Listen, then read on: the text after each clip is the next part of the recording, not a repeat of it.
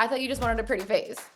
No, wrong. The biggest piece of advice always is like, just start. I feel like there are enough seats at the table. Where do those beauty standards come from?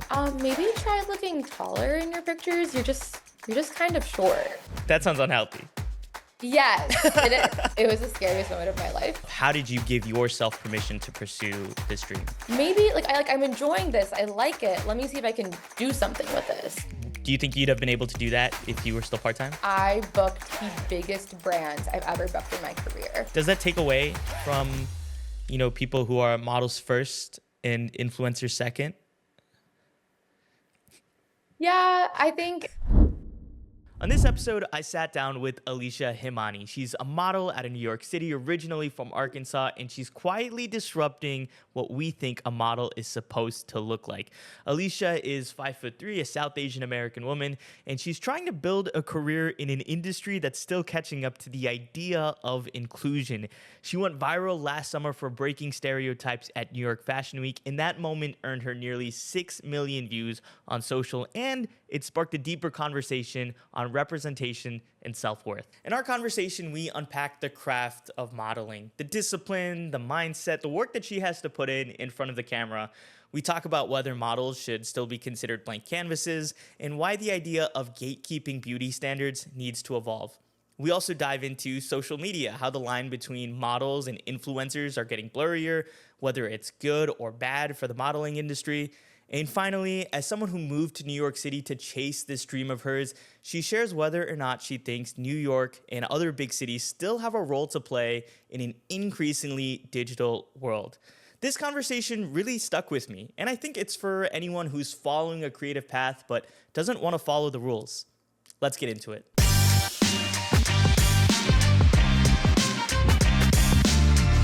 Hey, welcome to the show. Hey, glad to be here. How are you? You're my first virtual guest.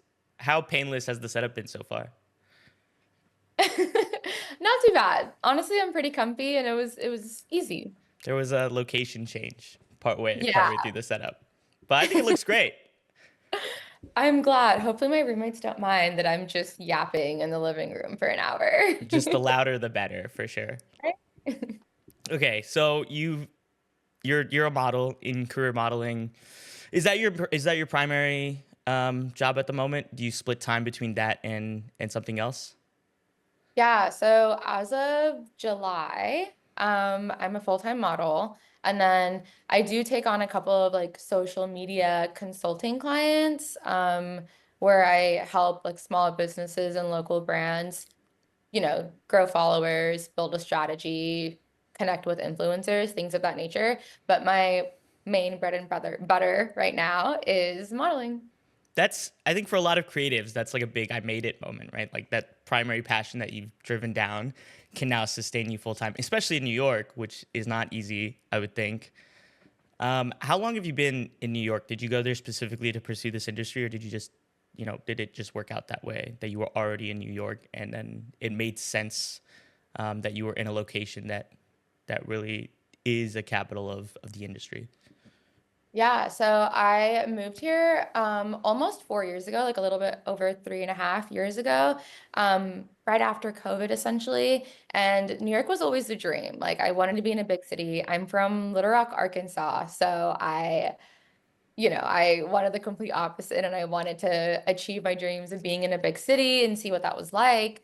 Originally, I moved here for my advertising job, which I've been a part of for the last, 4.5, 5 years. And I was like, oh, a little bit of me was like, maybe modeling will work out, but not really, right? Because that's a dream. That's probably will never happen, but I'm not going to be super closed off to it. Also, New York is the capital of fashion and modeling. How is this little girl from Little Rock going to make it, It's like the movie script is almost writing itself in certain stages. This is like the start of a Hallmark movie. You move to the city and then become this really big star. And then you meet Umar along the way. I don't know. I'm not a filmmaker. I actually met him before, but that was another reason that worked out, because he's in Pennsylvania and I was in Arkansas. And I was like, definitely not moving to Yeah. Pennsylvania, but maybe New York. I think that was the right call. So how long had you had this dream of modeling? And more importantly, I think a lot of creatives really struggle with giving themselves the permission to full send a dream.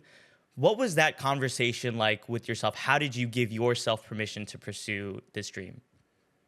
Yeah, I think for me it was like I was kind of like always adjacent to the space. Always been into like fashion and beauty. My mom's an esthetician, so I was always in that world. Grew up dancing, so like that was a part of being a creative. And then in high school, when I was in Arkansas, I weirdly had a lot of friends who were in fashion school. So I was always like basically their like little model that they would practice on for their like final school project or exhibitions. I walked in a couple of shows. I did the little like mall giveaway to be a model that everyone does when they're younger. And I Right. won. Everyone does those for sure.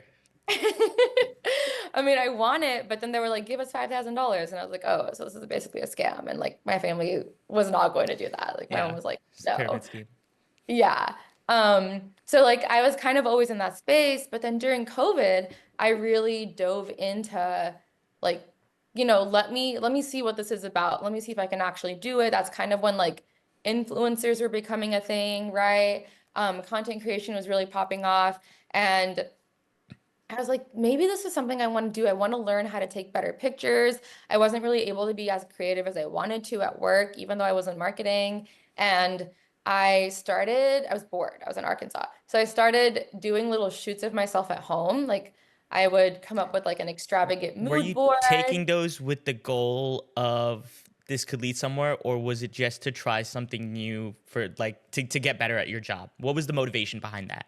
Yeah, I think really it was just to like see if I could come up with creative concepts. Like I was just like, I have this vision and I want to execute it and I'll like post it maybe to like see if other people think it's cool. But like outside of that, it was really just like I want to get better at being a creative and um get better at taking pictures of myself and being like more confident in front of a camera. Um, Once I started doing that and posting it, I was like, oh, like maybe I'm enjoying this. I like it. Let me see if I can do something with this. And so then I started reaching out to photographers was just like pretty sketchy. I was just like finding photographers on Facebook randomly. And I was like, let's go do a photo shoot together. Have a concept, which was also very fun. I applied for an agency in Arkansas, shockingly. I got accepted. I didn't book anything there. So I reached out to them and they were like, oh, maybe try looking taller in your pictures. You're just kind of short. And I don't know what it was about that, but it lit a fire under me. I think it was just the concept of someone telling me that I couldn't do it. I was like, first of all, this is Arkansas. Second of all, Sorry, second of sorry. all, Let me in. like, yeah, I was like, how dare you tell me that, like, I can't do something because of something I can't even change? I think that's what was like the biggest, like, point for me where I was like, okay, I'm gonna show you. So I literally went home and Googled, can I model if I'm short, like if I'm 5'3"? Um, and there were a couple of resources that came up. There's this one girl who was in New York who had found success. She was also a woman of color. She was 5'3". And she was in a bunch of commercials, signed with a bunch of modeling agencies, and she was talking about her journey and how she did it. And I was like, okay, done. Like if she can do it, I can do it. Um, and I came up, like then everything aligned. I ended up moving to New York. I got a job in New York. It made sense. Like everything started falling into place. And within 2 weeks of moving to New York, I landed my first gig. How was it like cold calling or like cold DMing Um, clients or what was no. that initial relationship like? Because you're moving to a place where you've got no network. I know a lot of people who move to new cities, they've lost their network back home and then they haven't been able to establish themselves. 2 weeks is really fast. Yeah, yeah, it was so random. I joined a lot of Facebook groups. Again, Facebook, which is so weird, but there are a lot of Facebook groups that were like NYC photographers, NYC models, NYC X, Y, and Z. And so I joined a couple of them and I was like, it was like clockwork. Like I was like going through them, I was posting, I was constantly in them because that's all I knew how to do in that moment. I didn't know anything about the New York modeling scene at all. And I didn't know anyone here either. But I posted that I was like looking to just work with some photographers to take a couple of photo shoots and build up my portfolio. And this casting director commented and he was like, hey, a model just dropped out last minute for a shoot that we have. You look similar to her. Like you're like, similar in terms of like skin tone and hair and like look and feel. And that's what we're looking for. Would you be interested? And I was like, oh, 100%. So we connected. I obviously like got on a call because I was like, this seems like a scam. Right. Yeah. Got on a call, I sussed it out. And it was for the like Friends exhibit, like the show Friends. Yeah. So have like a traveling pop-up exhibit, and they were doing a like giveaway promo video. It was something really small, but very cool. It was a whole day. That was my first time like working with a real production crew and everything. And yeah, and I was like a character. It was like a wedding, and I was a character in the wedding.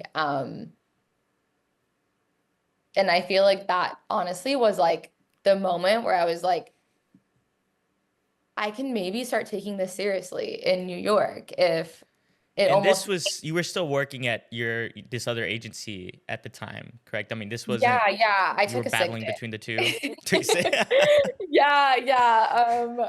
Got to I do took a that sick sometimes. day a lot. I was sick a lot at a lot of my jobs. Every time I get sick, people just take pictures of me. I don't know what it is. Yeah, no, it was crazy living this double life because um it was like, and especially in advertising, like in like the agencies I worked at, like the atmosphere is very casual. So people actually like wanted to get to know you and your life and wanted to follow you on Instagram and like, they're like, "Oh, what'd you do this weekend?" And I'm like, I have to lie about Why everything did you feel like you had to lie about that? because I didn't want them to feel like I wasn't able to do my job because I had this like essentially like other life and other career Right. going on. Okay. Because at least in the beginning, I was taking on a lot of shoots that were like after work or on the weekends. But as it started building up and I started getting more, like more down my career and like booking shoots, they're all during the week, right? Because if you think about it, like brands and production crews and like Those are all during the they're all week during the week, because there during are the other work. people doing their jobs. Exactly. So, like it got to a certain point where it was so hard. And luckily my job was mostly remote. So I guess I can say this now that I'm not there anymore. But like there were times that I was, like working on set. Like I would book something and it was too late because the industry is very last minute. So like I could apply for something 4 weeks ago, but I won't find out that I booked it and the shoot date and like confirmed for it until like 2 days before. So this podcast was great because we had this confirmed for like weeks out. Yeah. Yeah. Completely different. I'm not used to that. But basically, yeah, it was like I would have to like I would have to pretend I was sick or work while I was on set and make it happen because it just like was not enough time to properly take a day off.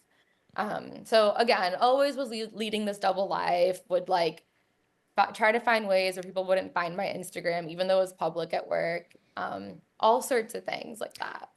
I mean, so people, I mean, that's the real hustle, right? I mean, people talk about hustle culture and then they'll post like a peace sign at some conference or whatever. But that's not the grind. That's not hustle. Like doing two jobs is, but it's also not sustainable. So how long did you kind of have to keep that up until you were able to fully transition into making this step? How long would you have been able to keep that up if you weren't able to then transition into this being a full-time job? Yeah, so I was doing it for 2.5 years, um, basically like juggling both. And I really do think that it was almost like a little backwards. I think like the story that everyone likes to say is like, oh, I made it and then I quit my job. But for me, it wasn't like that. This is me being vulnerable, but like for me, it was like I had gotten to a point in my job where I was questioning if that was what I wanted to do because I was enjoying modeling and like finding so much more happiness with modeling, with like even creating content for social, things of that nature. And I was beginning to like work was really feeling like work. Whereas before the last 4 or 5 years, I really enjoyed my job. I really, really like was like, oh, I'm going to be like the CMO of a company, start my own brand, maybe start my own marketing agency. Like I was really, really like excited about that career path. But I'd gone to a point where it really felt like I wanted to do something outside of the corporate world, and it was so, so, so scary. And I started noticing myself like not putting in my 100%. Even those last 2 years, like where I was juggling both, I would not sleep, but I would give my 100% for both.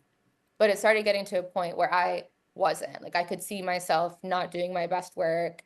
I could see myself always choosing modeling over work, even if it meant that like I missed a deadline or something, like I like started feeling that. And then there were layoffs at my company.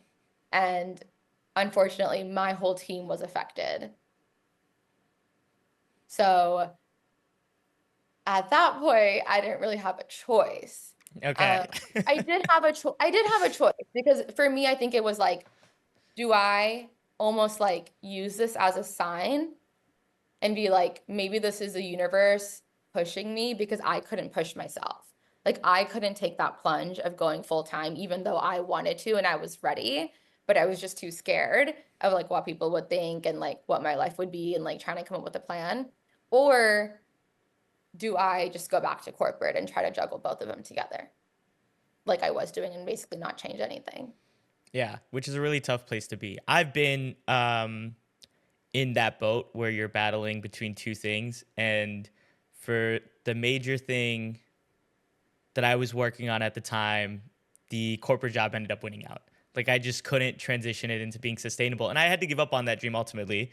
And well, I mean, I don't know. I don't know if I'd say I'd given up on it. We'll see what the future goes. But Yeah, still, it's like to make it out of that and come out winning, doing the thing that you really do love doing. It's not as easy as it kind of seems when you're reading it, where you're just like, oh, just kind of split your time in two places, and then eventually the other one will build up. That doesn't always happen. So it really, really awesome to hear that that is what you've done, and I mean, it's impressive. I take pride being able to talk to somebody who's done that. So Thank you. good on you. Yeah, Okay, no, I think for me, sorry, go ahead. I was gonna pivot topics, so please finish. Yeah, go Oh, ahead.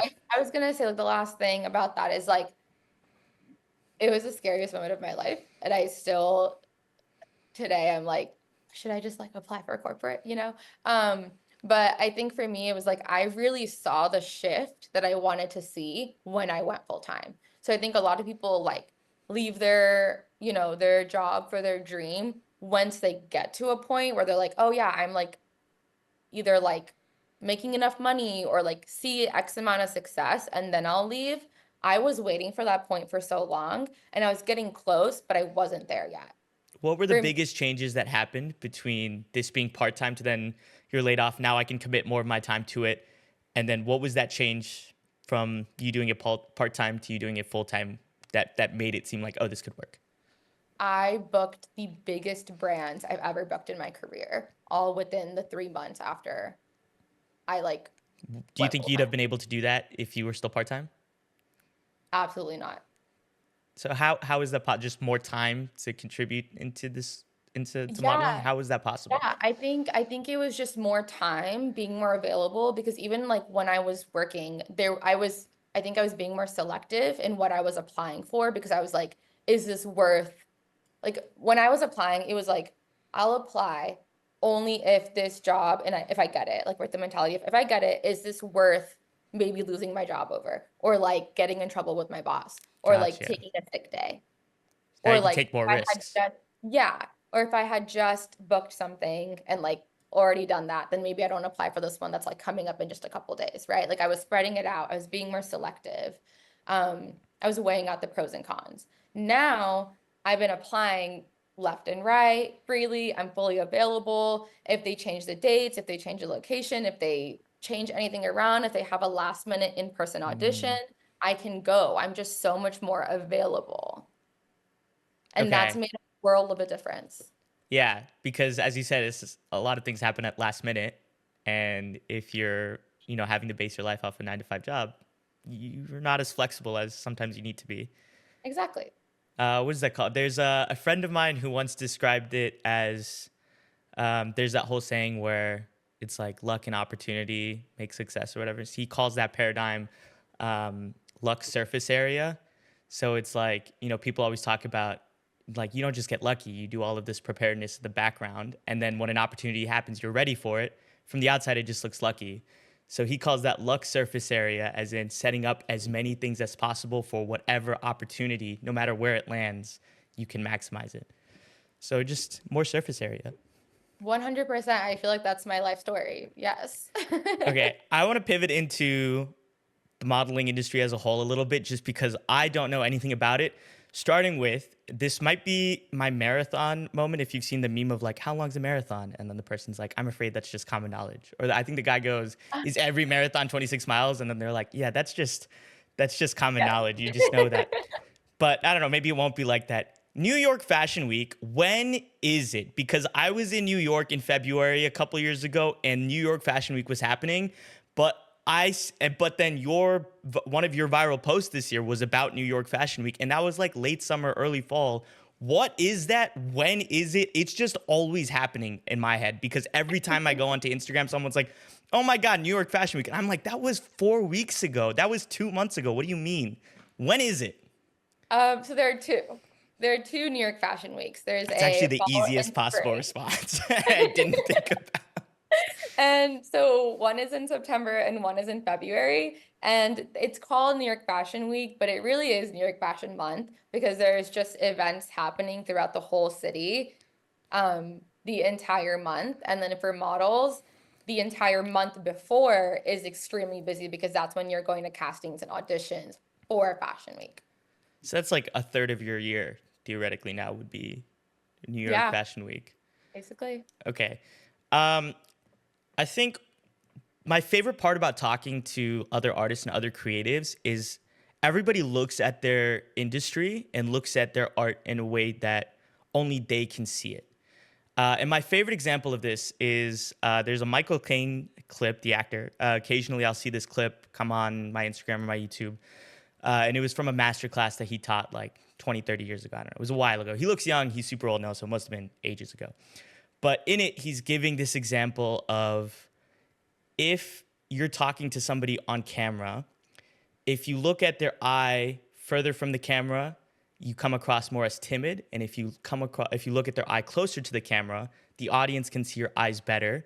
So you come across as stronger or more personable and you can have a deeper connection with the audience. So he said it's a very intentional choice which eye you switch to or look at when you're talking to somebody and you're the person on camera. And you never switch because then your audience will lose that connection with you. And if you blink more, you look more timid. If you hold your gaze and you don't blink, then you look much stronger. And so just a little detail of which eye you're looking into and how you're doing that determines the relationship your audience has with you. And when I heard that the first time, I was like, that is such a minor detail that drives such a specific part of how somebody might approach a scene or write a scene as an actor or as a director in the film world. I'm wondering if there's any equivalency like that in modeling, any minor details or anything that you're cognizant of when you're approaching a shoot or a walk that you need to be aware of to maximize your connection with your audience that the average person might not be thinking about. Well, I wish you had told me that that eye trick Yeah, before. yeah. Is that something you've like subconsciously picked up on, or not something you've made a like a connection with at all? I don't even know Um, if it would be relevant necessarily to your industry. I mean, those are such specific niches, but it could be.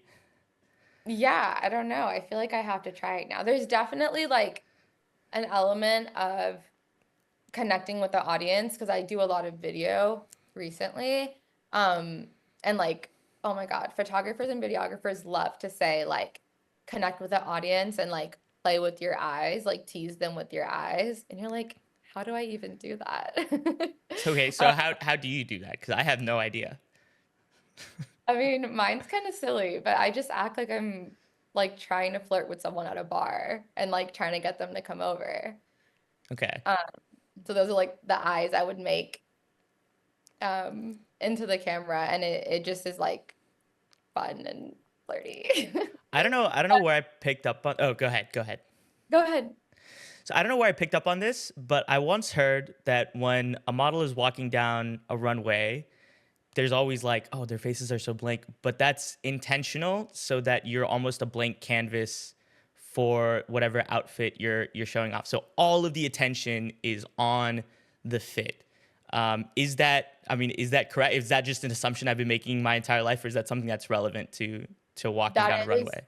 that is so relevant, and it actually is so consistent with like runway, commercial, print, everything, because the focus is always on the product. So whether you're walking down the runway and you're like everything else on your body needs to be blank, which is like another reason why designers like to choose models that look very similar, or like their silhouettes and their heights are really similar, because they don't want anything else distracting from the piece. So they almost want uniformity, like their hair is all the same, the makeup is usually similar, they all have the same body type, things of that nature. So then nothing is distracting your focus away from the design. Gotcha. Happens on set as well. For example, like anytime you're using, like you're doing a commercial or print for like beauty products or makeup or anything like that, you're not allowed to do anything with your nails. Like they have to be plain and bare, which is like, I guess no one really thinks about it, but once I started having to do it, like it's such a strict requirement because they don't want you to have like bright, orange or blue nail polish or something that distracts away from the product. So it's all about like any minor change is more time that someone is processing that change, and then that it's taking the slightest attention away from the product. Is that the case? So that's obviously at runway two, but you also talked about like in commercial or in print. Do those principles carry over to those sides of modeling as well? Yeah, 100%. I think it's like something I didn't realize is like how much detail goes into these shoots until I got there. Like I also do a lot of hand modeling, or like a lot of times when I'm on set, it's like they'll want face, they'll want hair, and then they'll want hand.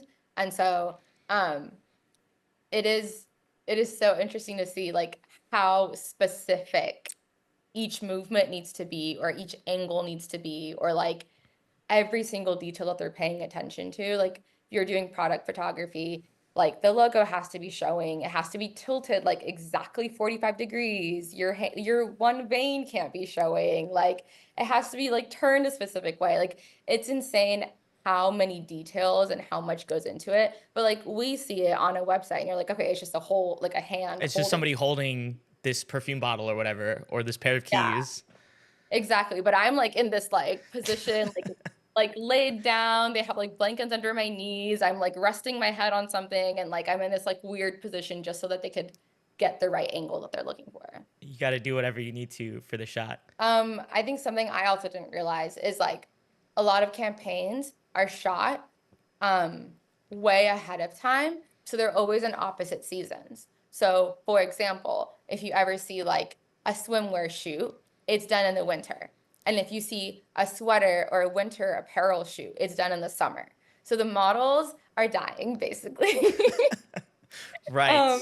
I've had to do numerous amount of like, yeah, like sweaters in like 90-degree weather, and then doing something that like is not conducive for the cold in like snowy, windy, gloomy weather like this. So, and like they're outside. So, that's something I never really realized until I got into the industry, is that I would be, having to bear a lot of elements. How much freedom do you have when determining, those poses? For a hand thing, it feels like it might be specific, but how much freedom do you have, and how much creative control comes from you in how those poses are versus like the rest of the team, like a photographer, somebody like that? Yeah, I think it definitely depends on the kind of shoot. Like if you're doing something more editorial, you have a lot of freedom and they want you to come up with a lot of poses and they'll tweak you or direct you a little bit versus commercial modeling where it's a little bit more it's a lot more direction coming at you, but then you can add a little bit of creativity and they're like, "Oh yeah, okay, I actually liked it. Like let's use that pose." You know, like you kind of have to like slip it You kind of have in. to pitch your thing Yeah. slightly. But then when you're doing like an editorial shoot or something, they fully expect you to bring the sass, bring the attitude, bring, the poses, and then they might like tweak you and they might be like, "Oh, let's try this, let's try that," you know? Do you have like a signature or go-to pose that's yours, or is that something that is relevant in the industry at all? I mean, yeah, I think I do have a signature pose, I guess. Like, you might see it like kind of like come through in some of my posts. But it's like with my hands up, kind of like this. Like it's always like the I've definitely arms. seen that pose before. Yeah. Yeah, yeah. That's like my go-to, like because it's so important to be like the trick that everyone says is to create triangles with your poses. Why is that? I think it just makes your pose more dynamic. And if you think of triangles, you can create them with any part of your body. So whether it's like moving your hip, putting up your leg, putting up your arm, you can also do it's like variations, right? So like it can be um a big triangle, a small triangle, but it's like you're always creating triangles. And so it allows you to move different parts of your body and make the pose a lot more dynamic. I think that's the Michael Caine moment of this podcast. That's really cool. I never considered that before. Cutting in partway through just to say thanks for making it in this far. If you're enjoying what you're watching, please be sure to like or subscribe or follow, depending on whatever platform you're on. And go in the comments and let me know which part so far has been your favorite. All right, that's all. We can get back to it. So you've obviously found a lot of success in modeling, or you're finding success. You're kind of starting to hit your goals now, which is really great. But a big part of your story, as you mentioned at the start of the episode, was also kind of living outside of what the standards of modeling would be. I mean, from the outside, it feels like everything is moving towards being more inclusive. But sometimes when you look at industries in a microscope, it really just isn't that way. It just looks like it from the outside. So, as somebody on the inside, do you feel like there's been a shift towards more inclusivity? Do you feel like the people before you have kind of open paths for you, and you're doing the same for people in front of you, or is it kind of just as exclusive as it always has been? Oh, that's such a hard answer. I think it's gotten more inclusive than before. Yes. Um, I think the change is actually coming from like everyone, like consumers, like the audience, right? Like normal people, because they want to be able to see brands who have models wearing clothes or modeling the jewelry or like whatever that look like them. Whether it's in the South Asian space, whether it's in the Western space, I think like not everyone is a size 0059 girl. You know what I mean? Like we have so many beautiful bodies, shapes, sizes, looks, and appearances and ethnicities that like everyone wants to see that represented in main media. But if it's kind of like almost like a chicken and egg because casting directors and agencies won't sign models or won't present models who aren't the norm if the brands don't request them. And if the brands aren't being pushed by the people, then they're not going to do anything about it. Like we've seen that with Victoria's Secrets, right? Like that's such a prime example. I think they did it very late. I think it was like a we got caught and now we have to fix it so we don't lose customers kind of thing. But they already saw what like in comparison with like Aerie or Savage by Fenty, those brands were already doing it and they're serving the people with looks and body types and models who look like them and who represent like inclusivity. And so I think it really needs to come from people. I think then brands will start changing and then models can, book that kind of work through castings or casting directors and agencies because then there's a need for it. Right Where now, I apply for like ethnically ambiguous roles because there is no South Asian category. Like they're Right. like, oh, we're looking for a Caucasian, we're looking for an African American, we're looking for like a Hispanic or Latinx individual. Almost never does it say we're looking for a South Asian. Do you pass for on a bit of an aside? Do you pass for Hispanic a lot in New York? Does I that apply come for up? everything. Yes, I pass for whatever you want me to pass as. Because that's the only way I get booked. If like it literally is like that's why I felt so compelled to even make that video that I did that went viral because it was like I literally like if I sat around here waiting for when they wrote, "Oh, if you're South Asian, you can apply for this," I would have never gotten to where I am. I've been applying for one that says Asian, even though you know they mean East Asian, not South Asian. You know, I've applied when it said like Latinx. I applied when it said like mid-toned African American female. Like I've applied when I have no business applying. But that's the only way I have like found to put myself forward and make a difference and like show myself that that I'm capable and that I can do this.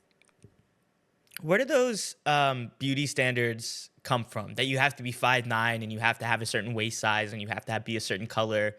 Like a lot of those things in the modern world are seemingly getting more outdated, being more open. But where did those historical guidelines come from? Do you like why were they set up that way in the first place? Is there a relevance to that? I think it's mostly because modeling was always exclusive. And like the average height for a female in the United States is 5'4" or 5'5". So if you're trying to be inclusive or exclusive, you're going to go above that, right?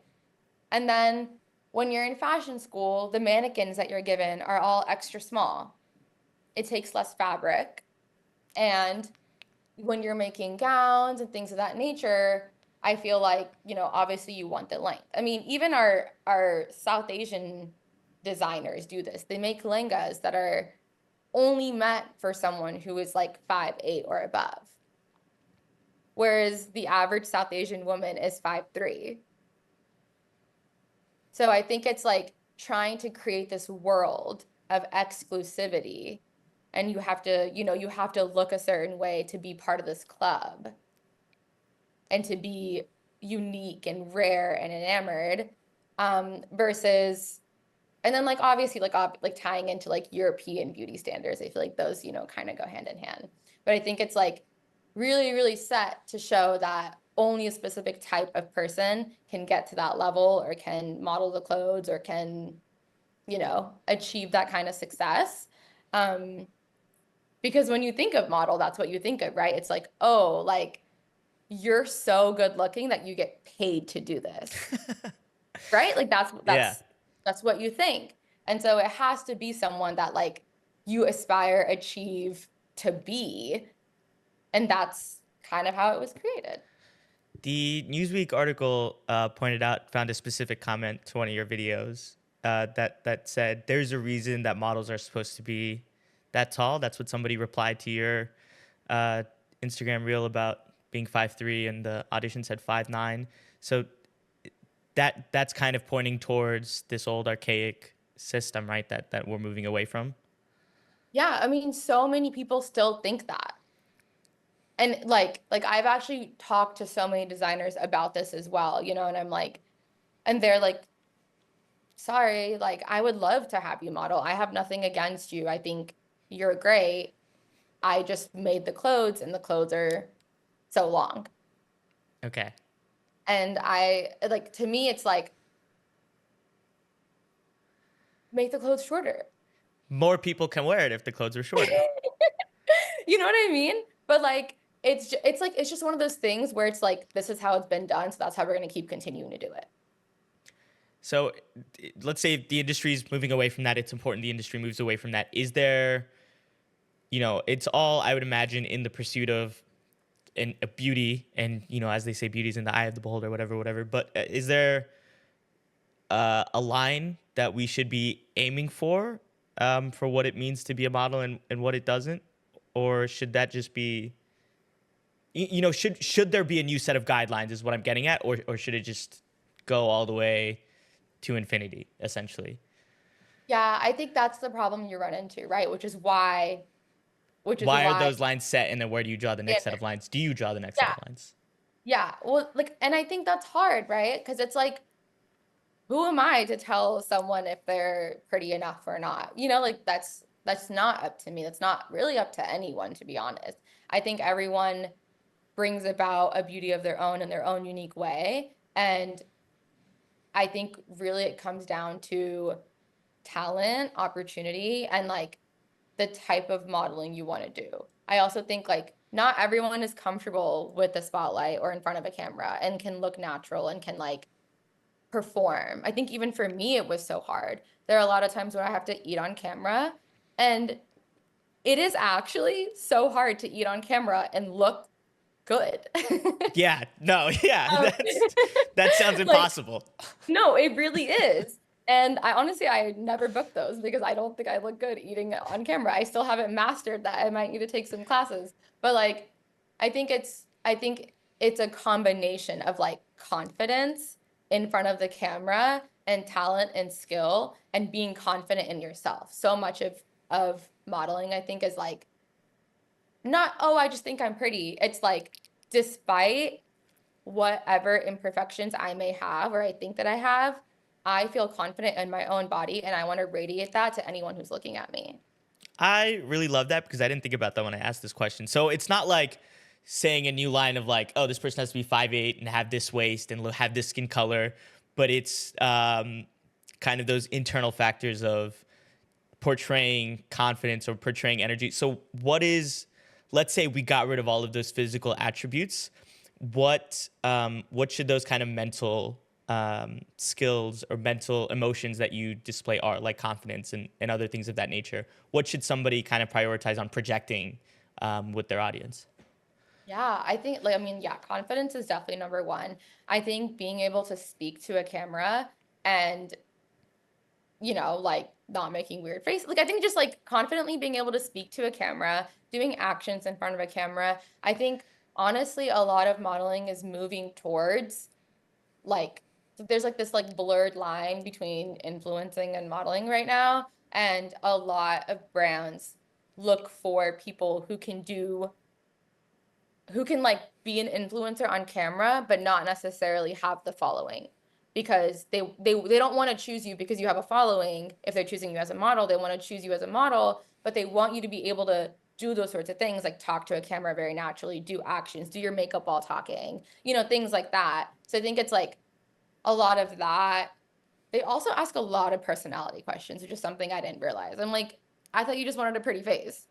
No, wrong. They really do care about personality. They care about your interests and hobbies. They care about any like weird, specific, unique talents you may have, things of that nature. So I think it's really just like the energy that you're bringing, having different and unique talents, and then being confident in front of a camera and doing actions and being able to talk in front of a camera. It's like you have like my script in front of me or something like that, because the next thing I was going to pivot into is like the digitalization of the industry and the democratization of social media.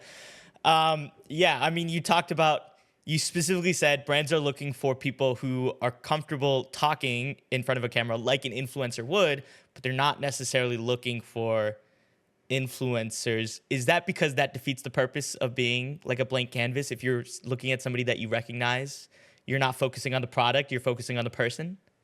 Yeah, yeah. So I think it's like twofold, right? I think like when brands look to influencers, they're looking to tap into their audience and their community that they've built.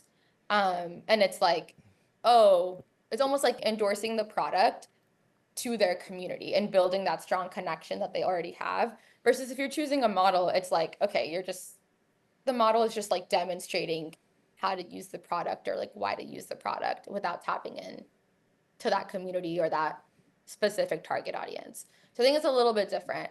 There are times when brands do look for following, um, but I think most of it is like it's almost a new way of seeing if you can create that kind of atmosphere that like an influencer creates on camera, um, before like you do an audition or before you get selected to move on to the next round.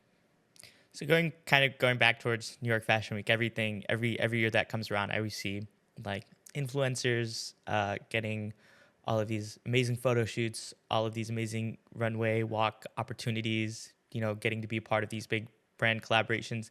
But their day job or their primary thing or their skill sets aren't necessarily modeling. Do you think is that does that take away from, people who are models first and influencers second? Yeah, I think I it's so hard because it's like it's really becoming a blurred line, I think now.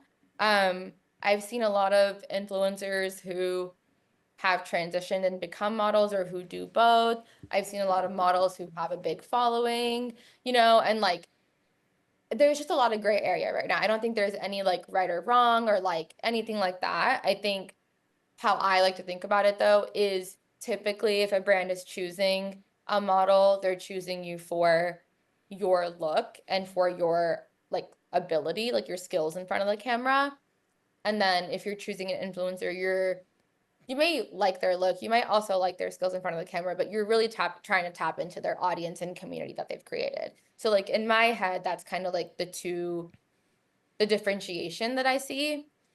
But I think what modeling used to be in terms of like the glamorous life, getting invited to these like exclusive events or shows and like getting free products. Like, I think that glamour has now been transferred over to influencers. Like, people have essentially found a way to do it without being a model. Gotcha. I think about that a lot because I studied broadcasting in college. That's what I wanted to pursue. And I did that at a semi pro level. And there was always this big thing in college where, we're all there in the classroom, we're all there like getting our reps and going to games, whatever, recording, doing VOD reviews, putting in the work. But then you like watch TV and it's like you have one guy who's, this studied broadcaster and they're really good at what they do. And then the second guy is a former athlete. And it's like okay, well they're not putting their sentences correct like incorrectly, they're not like contributing in the same way that reflects off of how you'd want to, they're not telling the story in maybe the best way, but then they have this insane insight into the game. And so I'd always go back and forth with that of like they don't necessarily have the skill set to be a broadcaster, but they're still, I guess, making that connection with the audience and they're still getting views and they're still, so it's like ultimately for the company that's hiring them, they're still reaching that goal. So it was almost like, is it correct for me to say that this person doesn't belong on there or does belong on there? Also, like, who am I to determine, who belongs on there and who doesn't? So yeah, that's why I wanted to bring that up was like kind of like a parallel from my world into yours that I I think noticed. it's very similar. Yeah, I think it's very similar. And like I said, I think like social media has honestly, it's played a big role in my modeling career for me as well. I think it's helped me land a couple of gigs. Like I was like I get a lot of my work through Instagram and TikTok where I get DM'd by brands or designers to work with them because they saw something of mine that resonated with them. So I think it's helpful. And like even recently I like collabed with a brand for like product and did like a little video on it. And the way that I did it led a beauty brand to connect with me. And now I had a shoot with them because they saw that video and they're like, okay, like we can see your modeling skills coming out in that video. We liked what you did. So it was like essentially like I it was like an audition that I posted online Yeah. almost without me having to go to them. They came to me. So like I feel like there are benefits and things like that that models can use social media for in like an influencing style, like content creation style. Um, but I still think there's like a slight difference and line between models and influencers. And I think like that comes with like just like the repetition and skills that you develop while being in front of a camera and being on shoots and being on set. 100%. I 100%. I like that. that analysis quite a bit. So you would describe yourself. You do a lot of like influencer esque and content creator esque videos, but you describe yourself as a model first, and all of that would be secondary, tertiary, whatever. Yes. Okay. Um, on that democratization and how it's enabled you to lead to potentially more opportunities. I know you also have a collective that has 300 people in it, about 250 last time I checked, actually. But I saw something on your story where someone was talking about how they booked a gig through that group. Is that kind of like your way of giving back to a community that you feel like you benefited from, going back to like being on groups on Facebook and finding your first modeling gigs? Yeah, 100%. I mean, I think for me, it's like I feel like there are enough seats at the table. Um, and I, ever You since I don't started, feel like, I mean, that might take anything away from you potentially? no, whatever's meant for me will happen for me. So, I mean, like, I think for me, it's like I think I bring a unique look and a unique set of skills. And if I apply and maybe another Desi girl applies, like it just will come down to maybe who's available or who's the best fit, you know? Okay. And to me, like, I don't know, I just don't feel the need to be gatekeepy because I've found so much success because other people have helped me. Like the kindness that they've, lended to me and um I just want to pay that forward. I think it doesn't make sense to be gatekeepy. I think it doesn't mean that like if I share opportunities with you, that means that you'll steal them away from me. That might be a naive way of looking at it, but for me, and then also a lot of times I see a lot of opportunities that like I personally might not be available for, or I can't do, or that I don't fit the job description for, or just that like it doesn't make sense for me to do. Maybe it's not something I'm interested in. So like I'm gonna pass the opportunity on. I'll just put it in the group because like, hey, maybe it works out for someone else. Right.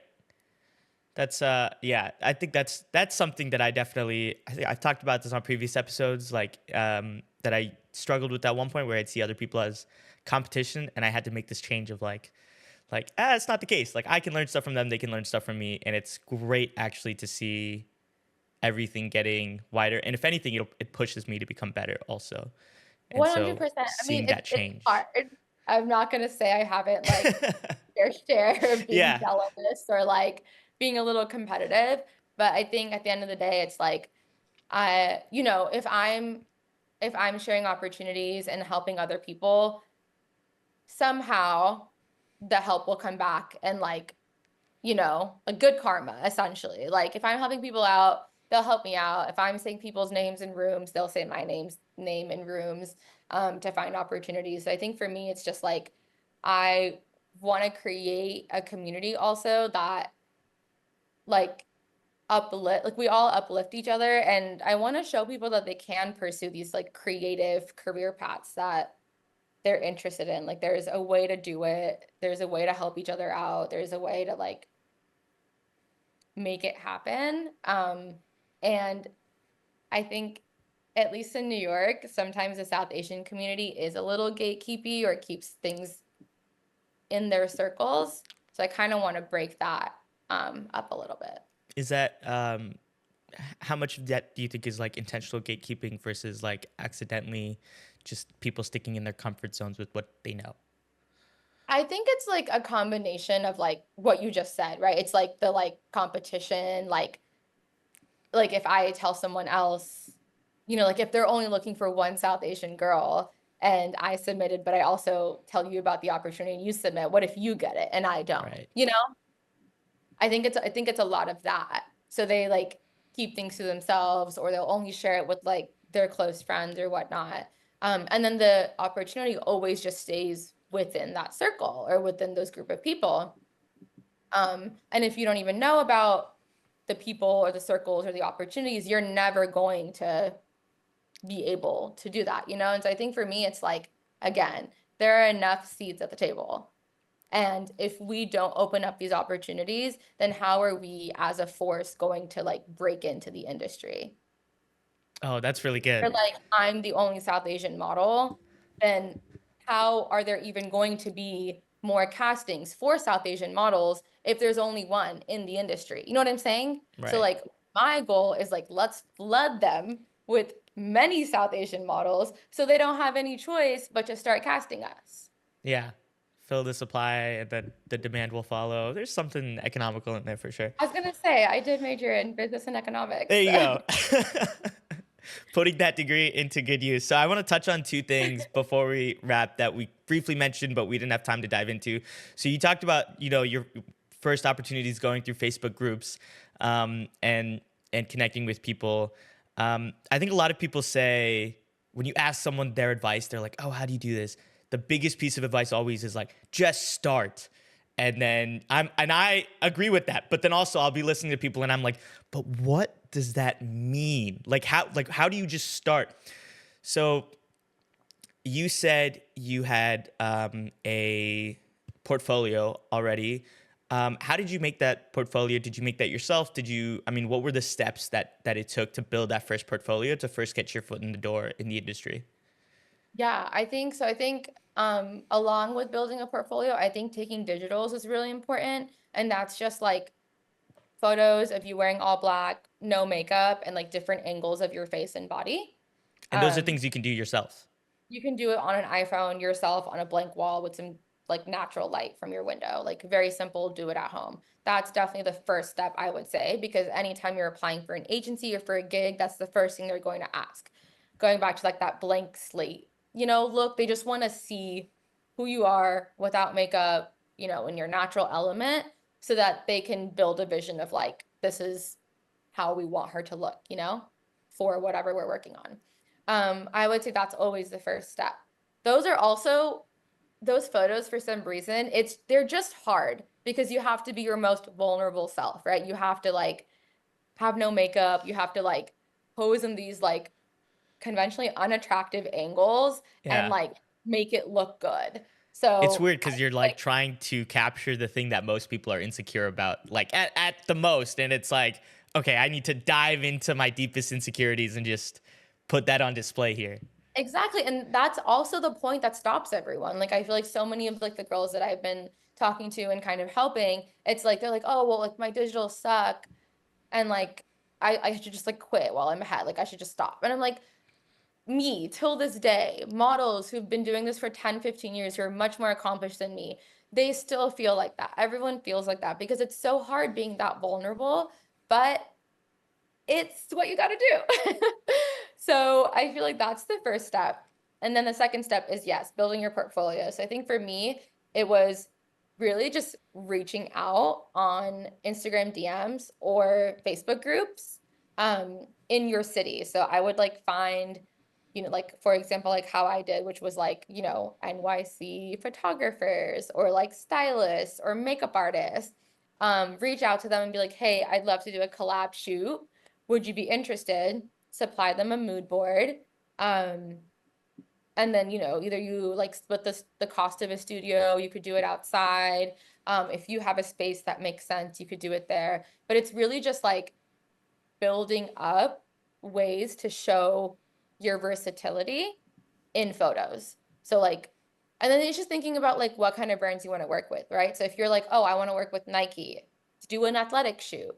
If you want to work with, or you want to like be able to do a photo shoot for Sephora, work with a makeup artist who's maybe just looking to like enhance her portfolio too and do like a glam look.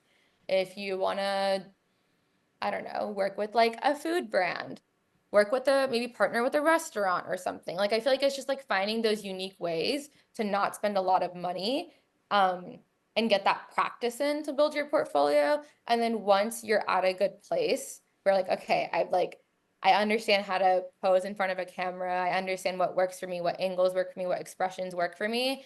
Then I think it's worth investing and like paying for a portfolio shoot, which like can cost hundreds of dollars. Right. Okay. Yeah, that's really good practical advice. And with social media, I would imagine a lot of those things making, reaching out to people, finding connections, showing off a portfolio, whatever, all of that becomes significantly easier and significantly easier to reach out to people. On that note, would you have been? Do you think you'd be where you were today if you didn't move to NYC? No, That was like a key part of your journey. 1000%. I think my followers are tired of hearing it because I talk about it like once a month and like do my sob story. But it's like, I think moving to New York has changed my life. I'm like that annoying girl who like, I love New York City. But no, I think it's really, really changed my life. I think it's changed the trajectory of my career and my dreams and like actually made them a reality. Um, that's not to say that you can't be successful in this career if you're not in New York. I just do think it's a little bit harder. I think there's just pockets and hubs of this industry and this space here in New York and like in LA. So if you're in one of those hubs, I think it just naturally is a little bit easier. But there's also a lot of like successful models that I could list off that are from Kansas City or like Ohio or Atlanta, where there are still hubs. You just have to have the motivation and drive to connect with those people, to reach out and to like push for what you want. And that's kind of just based on the fact that there's just more people there, so there's going to be more like that pocket for this industry is bigger. I mean, Exactly. is there a world in the future with like this democratization of media that these hubs kind of stop existing, that you can live anywhere and organize a shoot from anywhere in the world with somebody else anywhere? Do you see that something in the next 10 years down the road, that maybe New York and LA are no longer these fashion hubs that they used to, and it's kind of just you can be anywhere? Yeah, I mean, I think it's already starting to happen. Even like as a model, like you don't want to be signed to just an agency in one location. You want to be signed nationally and internationally. And so these hubs already exist because they're like randomly like a bunch of agencies in Chicago that like serve to that market and that geographical location. There's a bunch that are in Atlanta. There's actually a bunch in Dallas. So these like hubs are starting to be created because it's obviously cheaper than New York as well. Like it's cheaper to have a studio there. It's cheaper to have a production set. Your workers, like to be like your crew for production is going to be cheaper. And so there are ways to, I think, like tap into those hubs as well. And they want people who are local because then they don't have to pay for New York models to travel to those places as well. Or pay New So York there's rates? definitely, exactly, exactly. I've So there's always wondered ways. about that with like online entertainment, where it's like I'll see these major like YouTube channels, for instance, and they'll be based out of LA, and I'm like, why LA? It's like you guys aren't from LA. You could have lived in any city in the world. And I'm honestly kind of surprised with how slowly those cities are, like with how much power those cities still have. But I don't know. Maybe there's something in the magic of New York City. Maybe that I'm missing. Um, I feel like everyone here is like their mindset is just different. Like it's like think about hustle culture and then like times it by 10. that sounds unhealthy. Yes, it is. I don't think anyone sleeps here. Well, you But didn't sleep for basically like 2.5 years. It must have felt like, I'm sure. yeah, but I that's everyone. Like that's everyone here. Everyone is like, oh yeah, I'm like a finance bro, and I have my own brand, and I like And I have am an my own actor, podcast. Pff, and who I have would my do that? own podcast.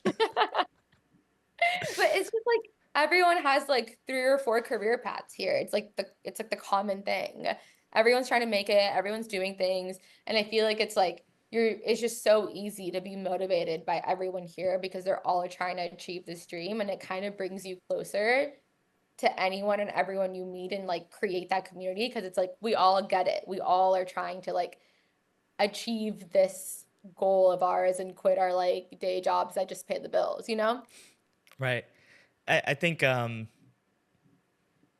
having, they say you're um, the five people that you surround yourself with, right? So if you're surrounding yourself by other people who are chasing a similar dream, it's just so much easier to bounce ideas off of them or to collaborate and to work together. So I absolutely understand that part of it. Alysha, thank you so much for taking time out of your afternoon and talking with me. And teaching me about the world of modeling. Where can people find you or find your work if they're interested in reaching out to you or seeing more about the work that you do? Course. I'm Alicia Keys on all platforms, and that's Alysha and then Keyz. Hey, thanks for making it all the way to the end. I hope that means that you enjoyed this episode. And if it did, let me know your favorite part down in the comments below. I really had such a fun time talking to Alysha about all of these topics. It's a world that I'd never explored before. And being able to get technical in someone else's creative field is really what this podcast is all about. If there's other people that you want me to talk to, give me suggestions down in the comments below as well. There's a ton of these conversations that I want to have, and so a lot more of these episodes that I need to make. But for now, thanks for watching. I'll see you on the next one.